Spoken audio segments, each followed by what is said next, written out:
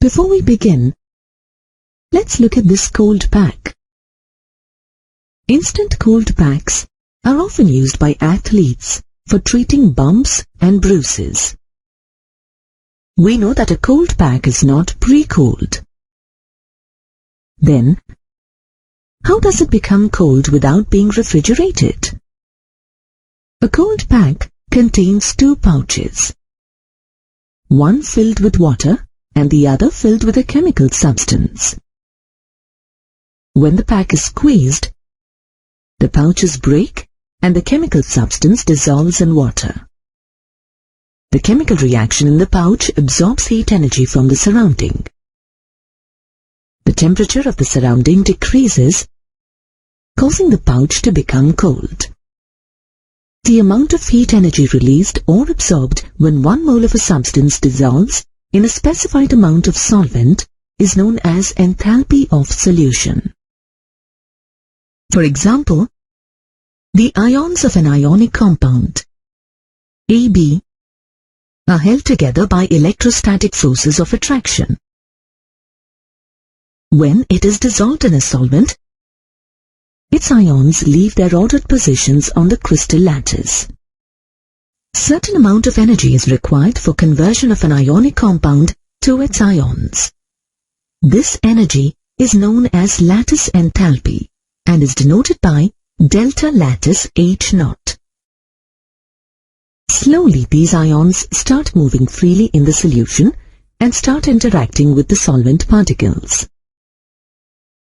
When water is used as a solvent, the dissolving process is called as hydration. If any other solvent is used, then the process is known as solvation of ions.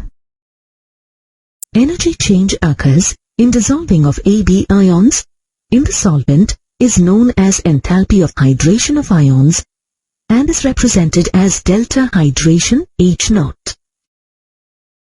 As dissolution proceeds, the ions leave their lattice site and get mixed with the solvent.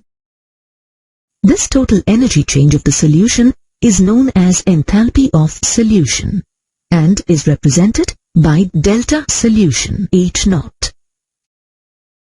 Thus, we can conclude that the enthalpy of solution of ionic compound, AB, is the sum of change in lattice enthalpy and enthalpy of hydration of ions. Let's look at the terms hydration enthalpy and lattice enthalpy. Enthalpy of hydration, delta hydration H0, of an ion is the amount of energy released when a mole of the ion dissolves in a large amount of water, forming an infinite dilute solution in the process.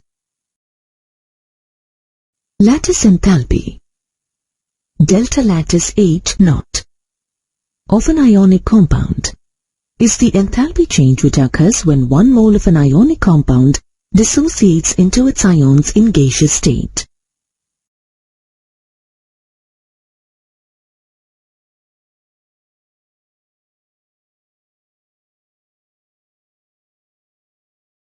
The lattice enthalpy of a compound depends on the size of its ions and the charge on them. A decrease in the size of an ion increases the lattice enthalpy. That is, the enthalpy becomes negative and the reaction becomes exothermic. This happens because small ions tend to be closer to each other and have a shorter distance of separation, which results in a larger attraction force between the ions. Thus, lattice energy increases, that is, it becomes more negative. Alternatively, an increase in charge also increases the lattice enthalpy. That is, it becomes more negative. This is because the attraction forces between ions increases as the charge increases. It is not possible to determine lattice enthalpy through an experiment. But the same can be calculated by constructing an enthalpy diagram known as von Haber cycle. Let's look at an example. We know that the enthalpy change involved in the formation of a compound is called the enthalpy of formation. In this example, the enthalpy formation of sodium chloride from sodium in solid state and chlorine in gaseous state is minus 411 kilojoules per mole. Now, let's illustrate the different steps involved in the formation of sodium chloride. First, solid sodium changes to gaseous sodium atoms. The enthalpy change involved in this step is known as enthalpy of sublimation, and its value is plus 108.4 kilojoules per mole. In the next step, gaseous sodium atoms are ionized to form sodium plus 1 ions. The enthalpy change involved in this step is called ionization enthalpy, and its value is plus 496 kilojoules per mole. Similarly, the dissociation of chlorine takes place, and the enthalpy of dissociation is plus 121 kilojoules per mole. This is followed by chlorine atoms changing into chloride ions. Chlorine gains an electron, and the electron gain enthalpy is minus 348.6 kilojoules per mole. Finally, the gaseous ions combine to form solid sodium chloride. The enthalpy change involved at this step is known as lattice enthalpy. Let's apply Hess law to determine the lattice enthalpy released in this step. Hess law states that the enthalpy of change in a particular reaction is the same whether the reaction takes place in one step or in number of steps. Thus, enthalpy of formation equals enthalpy of sublimation of sodium plus enthalpy of dissociation of chlorine plus enthalpy of ionization of sodium plus electron gain enthalpy of chlorine plus lattice enthalpy. On substituting the values of all the enthalpies, we get the value of lattice enthalpy as minus 788 kilojoules per mole.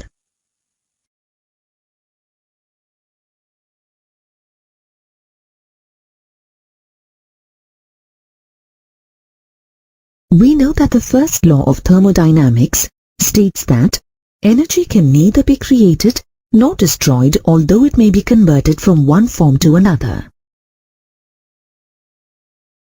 We also know that the transfer of energy usually occurs due to heat, Q, or work, W. While the first law explains the relationship between the heat absorbed and work done, it does not explain the direction of heat flow. For example,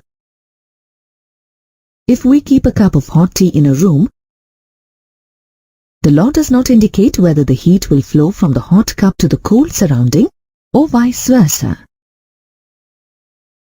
The law only tells us that if a heat transfer process has occurred, then heat energy gained by one substance would be equal to heat energy lost by the other substance.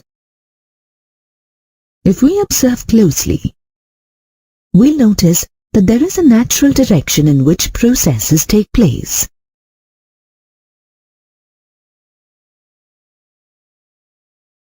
For example, if we keep a cup of hot tea in a room, we observe that the heat is transferred from the cup to the room. Thus, after a while, the hot tea cools down. Keep a cup of tea, which is at room temperature. Will the heat from the surrounding heat the cup? No, that is not possible. Similarly, water flows naturally from higher level to lower level, while we have to use a motor to transfer water from lower level to higher level.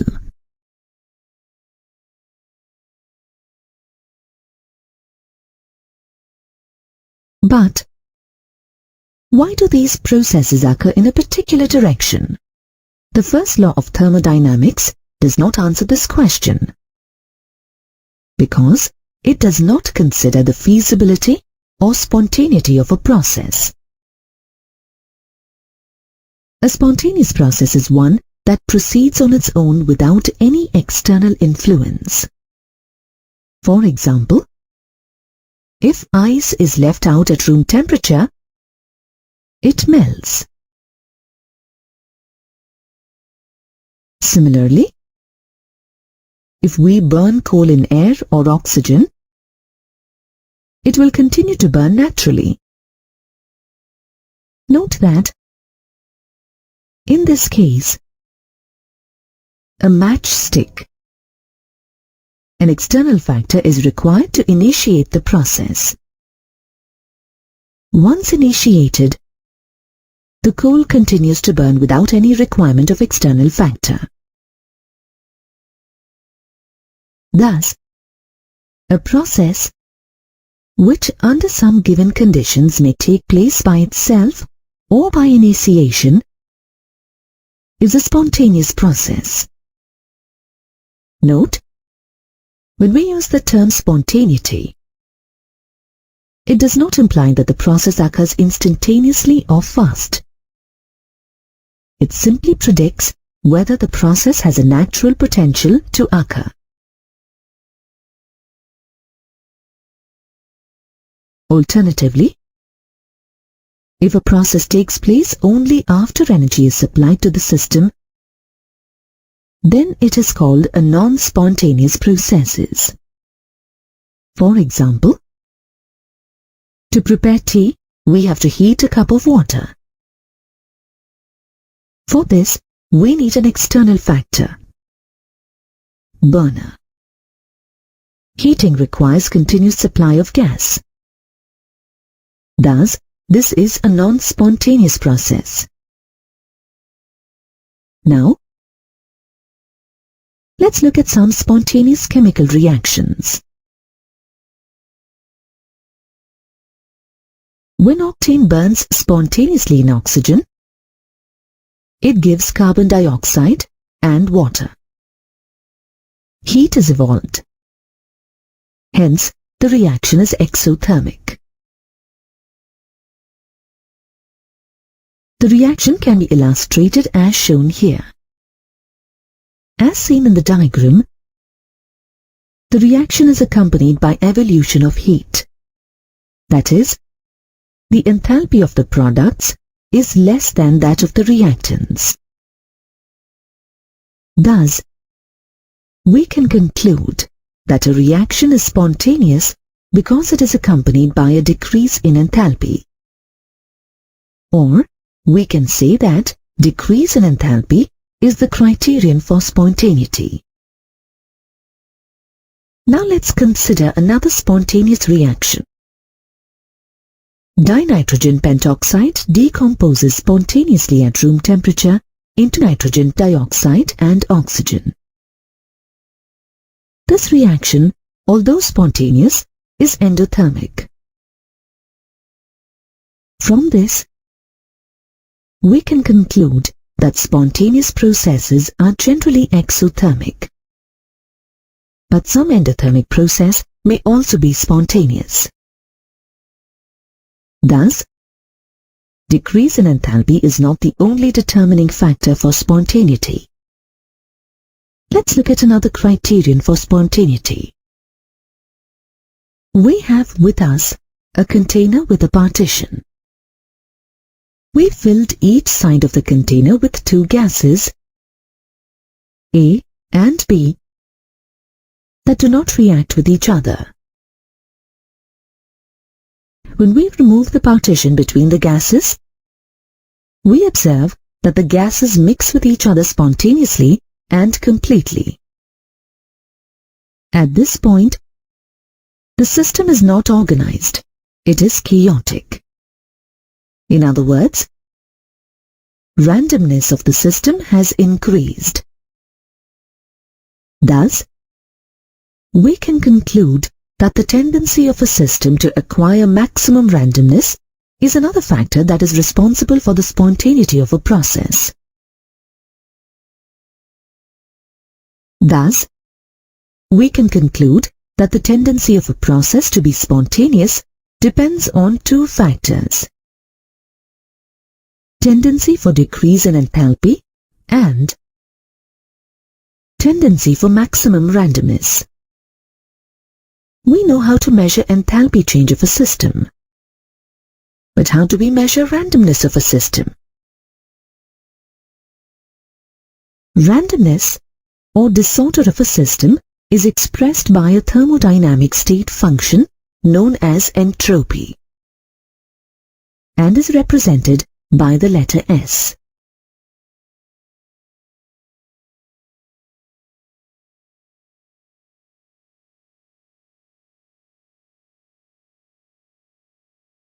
For a given substance, the solid state will have the lowest entropy, while the gaseous state will have the highest entropy. The entropy of the liquid state will be in between the entropy values of solid and gaseous state. This is because of the way the molecules are structured in each state. The entropy change of a system depends on the rearrangement of atoms or ions or molecules from the reactants to form the products. Greater the disorder in an isolated system, higher is its entropy. The change in entropy is indicated by delta S. Its value is obtained by subtracting the entropy of the initial state from the entropy of the final state.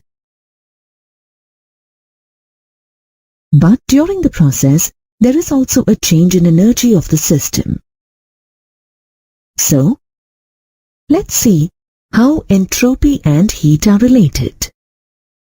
When a system absorbs heat, the molecules within it start moving fast due to increased kinetic energy. This causes a high amount of disorder in the system. If the same amount of heat is absorbed at lower temperature, the disorder of the system will be more than what it is at higher temperature. This is because at lower temperature, randomness is very less. So, as temperature increases, randomness increases. While at high temperature, the molecules are already randomly distributed. Thus, we can conclude that entropy change is inversely proportional to temperature. This is expressed as delta S equals heat absorbed reversibly divided by temperature T. Now, let's see how it relates with spontaneity. Returning to the example of mixing the two gases in the container, this process does not involve any exchange of matter or energy with the surroundings.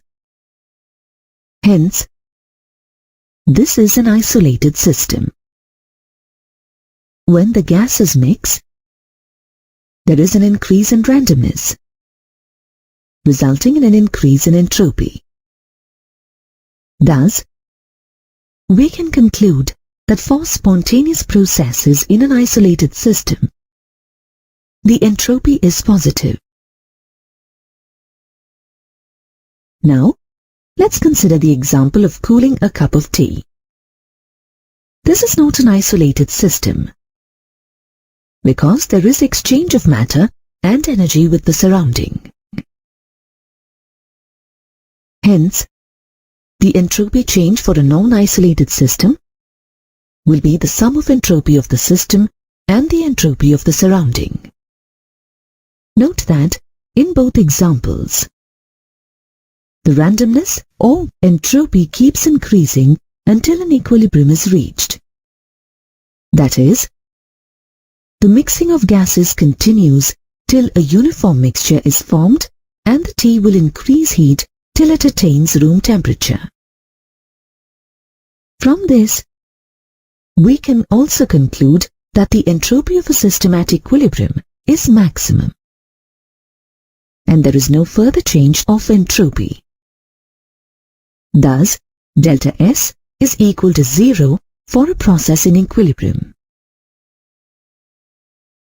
We can also conclude that the total change in entropy, delta S total, is the sum of entropy change of system, delta S system, plus entropy change of surrounding, delta S surrounding, and is greater than 0.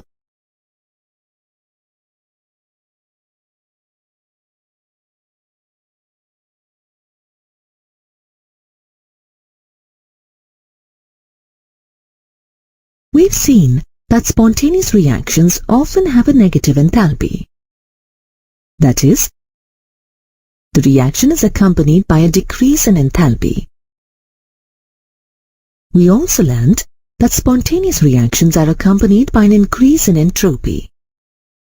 That is, there is increase in randomness where delta S is greater than 0.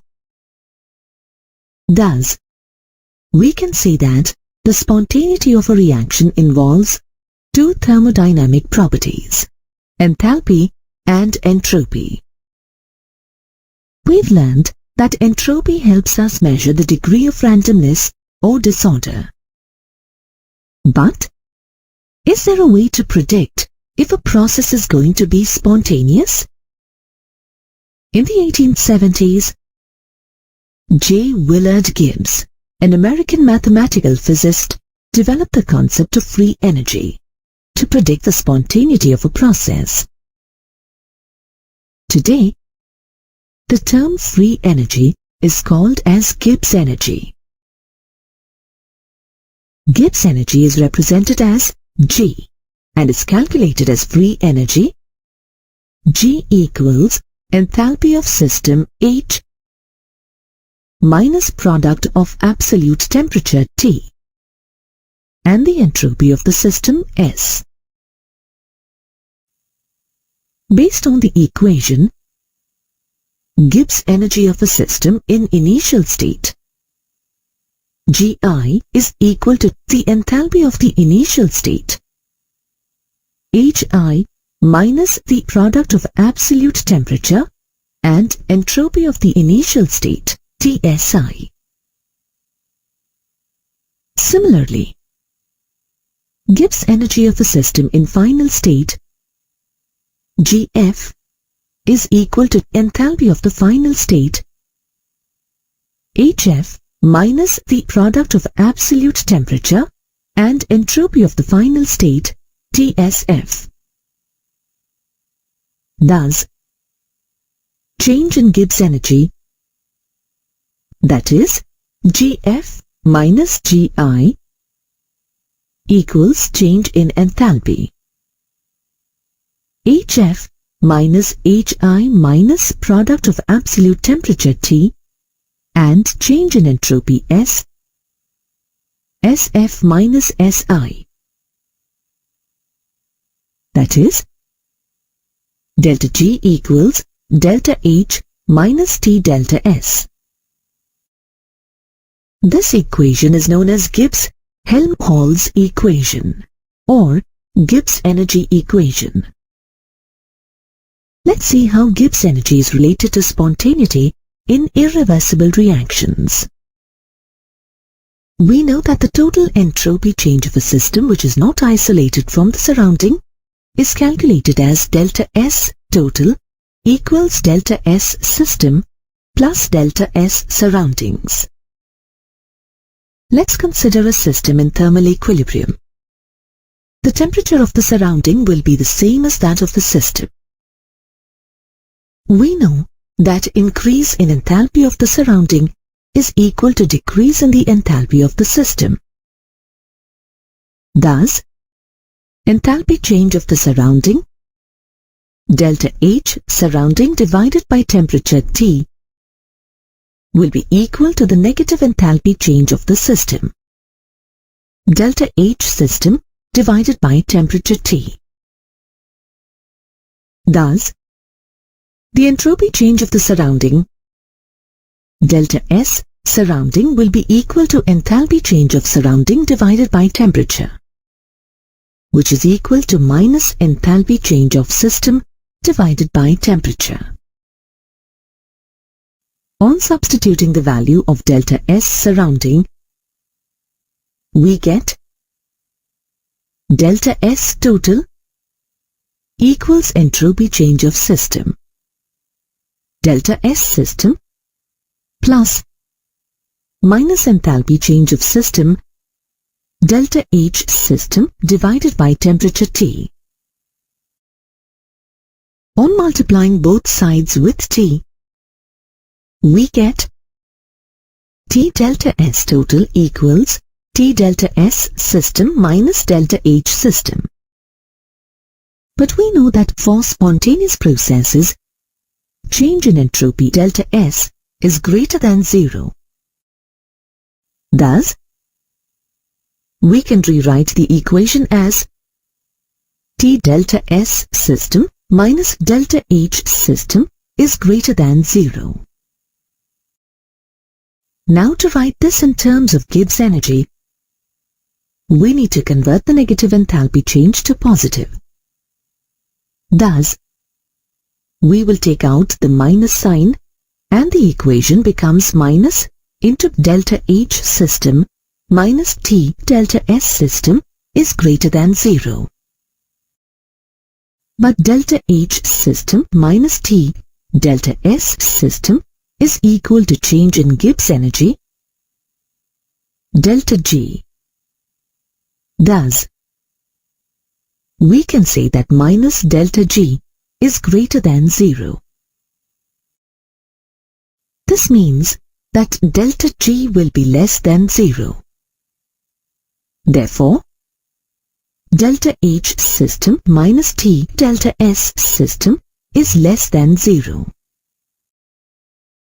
But delta H system minus T delta S system is equal to minus T delta S total, which means that minus T delta S total is less than 0. This means that T delta S total is greater than 0.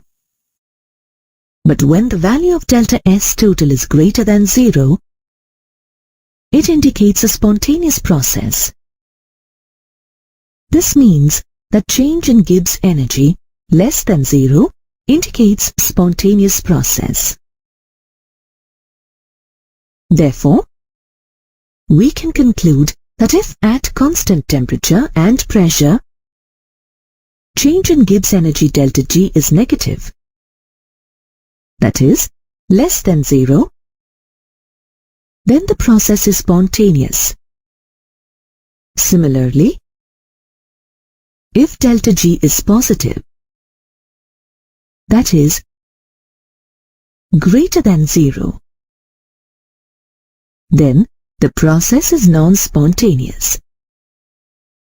And if delta G is equal to 0, the process is at equilibrium. Now, let's look at Gibbs energy for reversible reactions.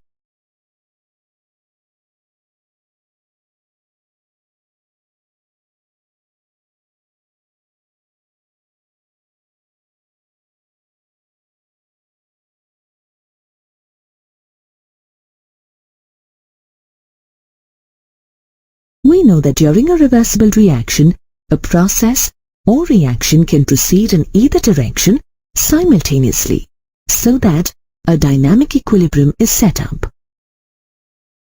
Reversible means that the reactions in both the directions should proceed with a decrease in free energy, which seems impossible. This is possible only if, at equilibrium, the free energy of the system is minimum. If it is not minimum, then the system will spontaneously change to the configuration of lower free energy. Thus, the criterion for equilibrium, that is, when A plus B in equilibrium with C plus D, implies that delta Rg is equal to 0. Delta Rg is the Gibbs energy change for the reaction and is equal to the difference in the enthalpy change of reaction, delta Rh, and product of temperature T and entropy change of reaction S. At equilibrium, delta Rg equals 0, which means that at equilibrium, delta Rh equals T delta Rs. If all the reactants and products are in standard state, then delta Rg becomes delta Rg naught. That is, change in Gibbs energy at standard state. This can be expressed as delta Rg equals delta Rg naught plus RT log K, where R is gas constant, T is absolute temperature, and K is the equilibrium constant for the reaction. This can be further expressed as 0 equals delta Rg naught plus RT log K, or delta Rg naught equals minus RT log K, or delta Rg naught equals minus 2.303 RT log K. Therefore, we can conclude that if change in Gibbs energy at standard state, delta Rg naught, is negative, that is, less than 0, then the process is spontaneous. Similarly, if delta Rg naught is positive, that is, greater than 0, then the process is non-spontaneous. And if delta Rg naught is equal to 0, the process is at equilibrium.